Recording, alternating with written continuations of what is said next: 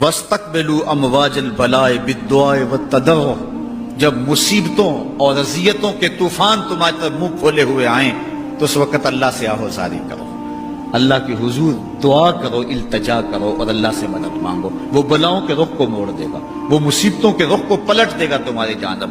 لیکن جب تم یہ مزاج نہیں رکھو گے تو مصیبتوں پر مصیبتیں آتی رہیں گی۔ حضرت موسیٰ علیہ السلام کے پیٹ میں درد کا احساس ہوتا ہے تو کوہ طور پہ چلے گئے، کیسے جلیل القدر نبی تھے، اللہ سے ڈائریکٹ رابطے تھے، اور جا کے کہا مالک میرے پیٹ میں درد ہو رہا ہے۔ اللہ اکبر۔ گھر کے نجی معاملے بھی رب سے ڈسکس کرتے تھے، اور کوئی جو ہے وہ ایسی چیز ہوتی وہ بھی رب سے ہی عرض کرتے تھے۔ کہا میرے مالک میرے پیٹ میں درد کا احساس ہو رہا ہے، دوائی کی پوری لینی ہے، تو وہ بھی جا کے کوہ طور سے رب سے ہی لیتے تھے۔ تو اللہ تعالیٰ فرمایا فلان جنگل میں چلے جاؤ، وہاں اس شکل کے پتوں کی ایک بوٹی ہے، اس کو توڑو نچوڑو، اس کا پانی پیو، تمہیں شفا مل جائے گی۔ حضرت موسیٰ علیہ السلام گئے اور جا کے بوٹی کو توڑا نچوڑا، پانی پیا، شفا ہو گئی۔ کچھ عرصہ بیتا، دوبارہ اسی طرح کا درد جاگا۔ اب نسخہ تو ذہن میں تھا، کوہ طور پہ نہ گئے، اس جنگل میں چلے گئے اور جا کے بوٹی کو توڑا، اس کے پتے نچوڑے، پانی نکالا، پیا، لیکن درد اور زیادہ بڑھ جاتا۔ پھر دوبارہ آئے کوہ طور پہ، کہا مالک میں نے اسی درد پہ دوبارہ وہی بوٹی کا پانی پیا ہے، لیکن درد بڑھ گیا ہے۔ کہا موسیٰ اب جو آئے ہو کوہ طور پہ پہلے ہی آ جاتے۔ تو عرض کی مالک بوٹی بھی وہی اور درد بھی وہی۔ فرمایا سب کچھ وہی ہے، لیکن پہلے میرا حکم تھا، اب میرا حکم ساتھ شامل نہیں تھا۔ شفا بوٹے میں نہیں رکھی، شفا تو میرے حکم میں رکھی ہوئی ہے۔ اس لیے ڈاکٹر کے پاس جاؤ، حکیم کے پاس جاؤ، لیکن شفا اللہ سے مانگو، کہ شفا ہمیں دینے والا وہ ہے۔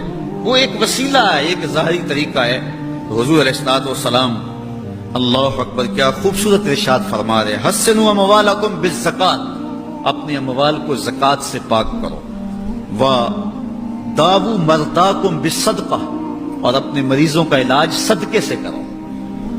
حضور علیہ السلام نے ارشاد فرمایا کہ بندہ کہتا ہے میرا مال، اس کے مال تین ہیں۔ ایک مال وہ جو اس نے کھایا اور ضائع کر دیا، دوسرا اس کا مال وہ ہے جو اس نے پہنا اور پرانا کر دیا، اور تیسرا اس کا مال وہ ہے جو اس نے آگے بھیج دیا۔ فرمایا باقی اس کے وارثوں کا ہے، اس کا نہیں ہے۔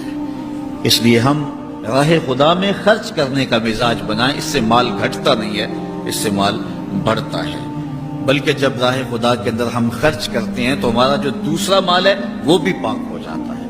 اللہ کے محبوب کا ایک فرمان سنیے جس کو حضرت حسن بصری رضی اللہ تعالیٰ عنہ بیان کرتے ہیں، حسنوا اموالکم بالزکاۃ وداووا مرضاکم بالصدقہ واستقبلوا امواج البلاء بالدعاء والتضرع۔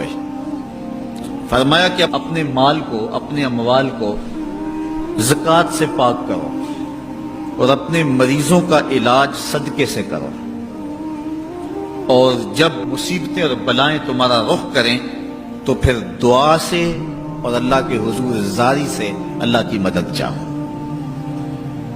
آج ہم صدقے کا مزاج بہت کم کر چکے ہیں۔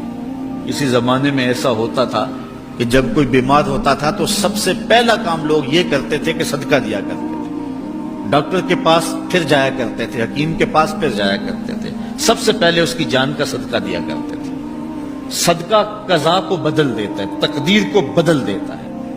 صدقہ سے اپنے مریضوں کا علاج کرو۔ اصل ڈاکٹر کے پاس جانا، علاج کروانا سنت ہے، اس کی ممانعت نہیں ہے، لیکن یہ بات ہمیشہ ذہن میں رکھیے گا کہ ڈاکٹر کے پاس دوا ہے، شفا نہیں ہے۔ شفا اللہ کے دستے کرم میں ہے۔